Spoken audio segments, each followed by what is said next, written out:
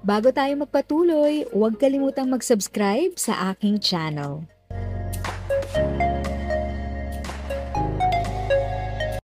Thank you sa pag-click ng aking video. Good day po sa lahat ng mga nanonood. Sa mga bagong viewers at napadaan lang, by the way, I'm Tita Eda. Welcome to my channel.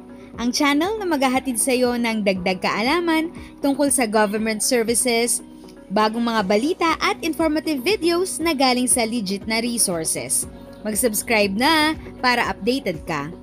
Mahigit 4 na milyon mahihirap na senior citizen at 100 years old.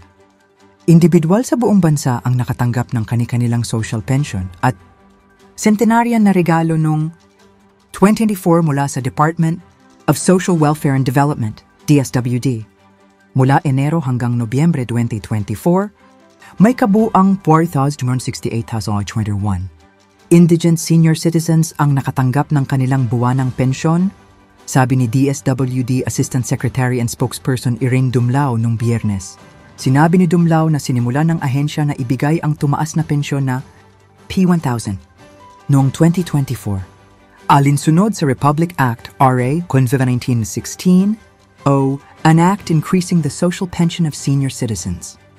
Ayon sa mandato ng RA 111816, ang mga mahihirap na senior citizen ay may karapatan sa buwanang stipend na 1,000 mula sa dating P500 kada buwan simula Enero 2024. Binigyan din ng DSWD ng pagkilala at insentibo ang 1,750 centenarians na nagbibigay sa bawat isa sa kanila ng 100,000 cash bilang mandato ng batas. Nakamit natin ang 9943% ng 1,760 taunang target para sa centenarian program, the DSWD spokesperson pointed out. Ang RA 10868 o ang Centenarians Act of 2016 ay nagbibigay sa lahat ng Pilipino na umabot sa 100 taong gulang, naninirahan man sa Pilipinas o sa ibang bansa, ng liham ng pagdiriwang mula sa Pangulo ng Pilipinas na binabati ang nagdiwang para sa kanyang mahabang buhay at isang centenarian na regalo sa ang halagang 100,000.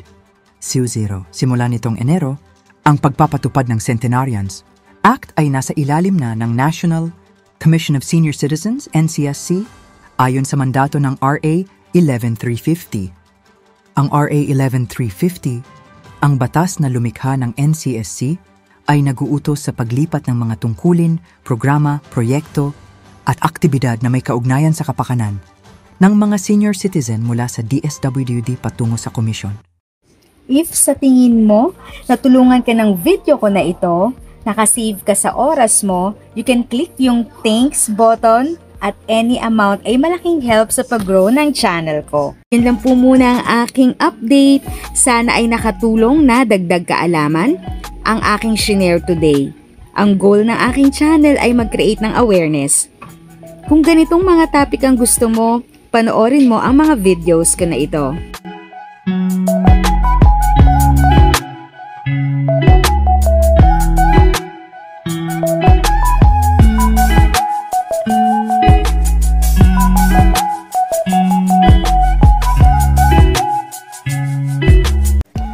Thanks for watching! Kung may kapamilya, kaibigan o kakilala sa tingin mo ay magiging interesado sa video, please share or tag sila sa comment section. At syempre, if nagustuhan mo ang video, i-like mo na ito at subscribe ka na din. As always, feel free to write your questions, comments, and opinions respectfully. And continue to be a blessing and stay safe!